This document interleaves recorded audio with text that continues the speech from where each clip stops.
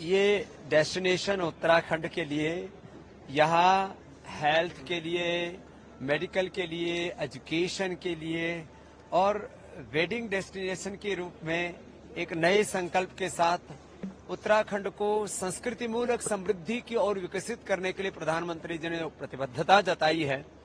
जो $5 ट्रिलियन की भारत की इकोनॉमी का जो उनका संकल्प है, तो हमने कहा हम भी अपने हिस्से की जिम्मेदारी उसमें निभाएंगे।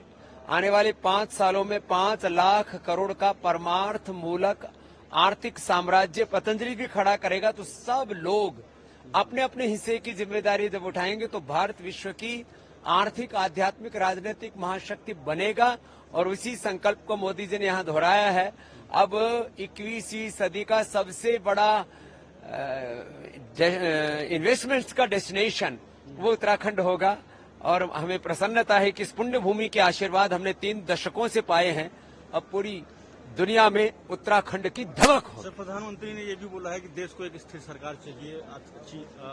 प्रधानमंत्री जी ने डबल इंजन की सरकार के साथ साथ ये भी कहा कि आने वाले जो 5 वर्षों का अब एक नई पारी शुरू होगी, उसमें जो विकसित भारत का सपना उसको साकार करेंगे। ये बहुत बड़ा संकल्प है और विकल्प रहित संकल्प अखंड प्रचंड पुरुषार्थ के धनी है हमारे प्रधानमंत्री जी। हिमालय जैसा उनका व्यक्तित्व है।